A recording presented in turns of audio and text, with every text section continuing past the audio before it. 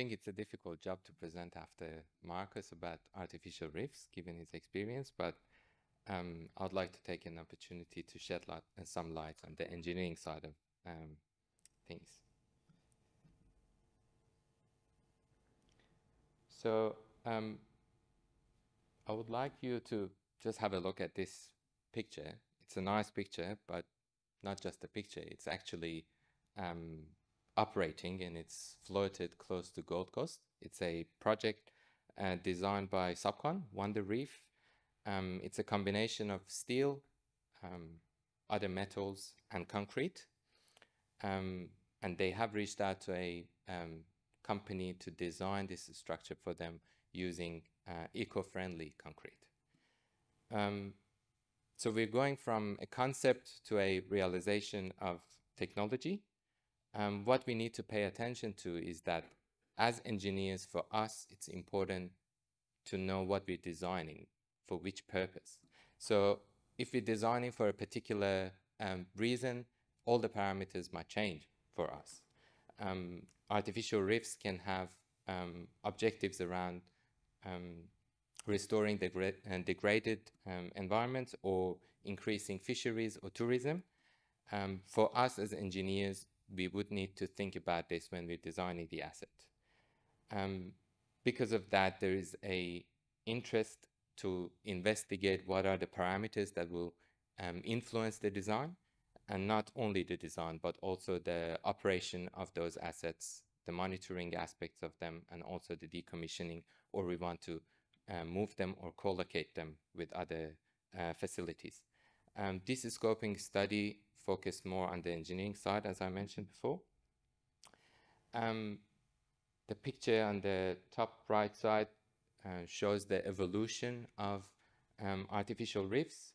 As the technology evolved in terms of development and also maintaining the assets, we went from using materials of opportunity, tires, or other plastics, to these days that we are designing specific equipment to be deployed in the offshore environment to attract certain species and enhance the environment the way we want to enhance it. There are more than 30 projects already engineered, designed, and operating in Australia in every single state. At the bottom picture, you can see very different designs. Of course, this will have implication not only to the marine side of the problem, what type of species will be attracted to this equipment, but also how the environment, the marine environment, in terms of waves and loads will interact with this. For example, in terms of the hydrodynamic loads effect on the scour effects around the asset.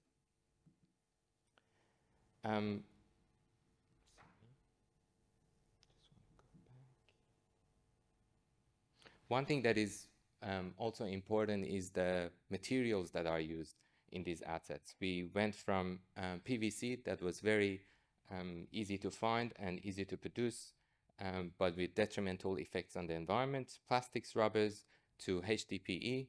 Conventionally, most of them are produced from petrochemicals, but these days R&D is supporting HDPE development from sugarcane, so we're becoming more sustainable, and hopefully we can take advantage of that. To wood, metal, more organic matters and more sustainable material, and concrete, of course. Concrete is very important in artificial reefs because of the compatibility with the marine environment, the flexibility and the stability in the ocean environment, how it can sustain and withstand the loads, and also the flexibility that it provides in providing or in developing different shapes that we want to develop.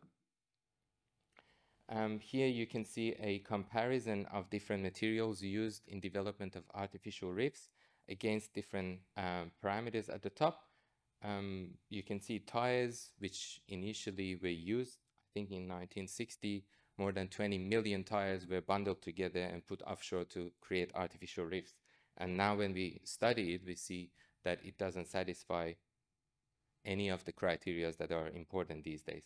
And we move on to different type of concrete that are quite exciting for us as engineers. We looked at design considerations. On this picture, you can see very different designs. Some of these ones have been deployed. They are operating and they're benefiting us. Some of the considerations are listed here. For example, the architecture of the reef is very important because it's going to affect the top of the species, the amount of the species that will be attracted, the configuration, how we locate them in the ocean, the number of them that are put together, or how separate or how distant they are to the other module will impact the number of species and other marine science factors.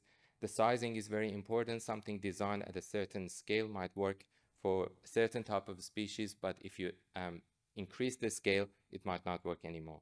So we looked at the sizing methodology that are used, or the studies around sizing methodology. If we want to make these structures floated, the station keeping systems are very important. How we want to anchor them, what type of anchoring is suitable to mitigate scouring or the loss of integrity of the mooring systems, and also the interaction of the wave loads and current loads with the mooring system and station keeping systems. Also, the site selection is an important thing. For a company that's designing artificial reefs, if they want to stick to a certain design, it might not work in one location after being deployed in one that provided a good result. So there is a lack of knowledge in how we can use multi-criteria decision making or other type of decision support tools in selecting suitable sites for particular designs and particular environmental conditions. There are also other considerations. What are the impacts of the environmental criteria on the design and the performance? For example, on the right side picture, you can see that in an investigation project, the abundance of fishes and also the attraction of the species to the floated structure were investigated at different heights. And there was some understanding around that, but there is still a strong need to establish what is the impact of environmental criteria on those decisions. The seabed condition is another important factor. As I mentioned before, the scouring is very important when we want to deploy something offshore that has interaction with loads and the seabed conditions.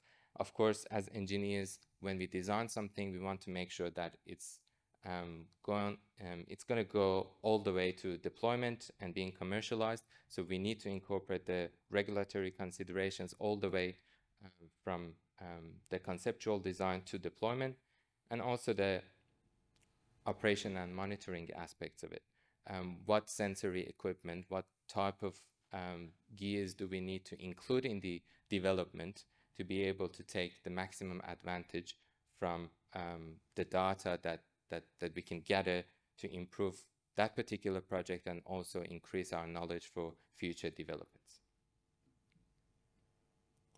If I want to sum up, the concluding remarks was that although artificial reefs are very promising, there is a big gap of knowledge in how we can attack them in terms of design and development.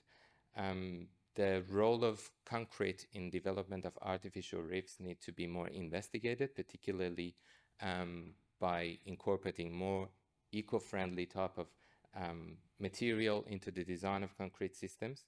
And also, we can't forget that artificial reefs are objective-oriented. They are based on species, and we need to be careful that every design should account for that particular target species. In terms of future R&D, the focus should be on developing numerical and physical studies that increase our knowledge about how these structures perform in the environment, particularly with model testing in modular scale and also full scale in the environment. If we incorporate digital capability to these models, we can increase the amount of data that we have and hypothetically develop a digital map which can help us to improve our future decisions. And also extend that into a life cycle management framework, which is smart, and it considers all the aspects of the life cycle in the decision making. And in terms of commercialization and impact plan, to add to what Marcus mentioned, something that is important for us as engineers is that we need to be careful about the research training for future engineers who will be designing these assets and who will be managing them from an asset management point of view. I think that comes to the end of my presentation. Thank you.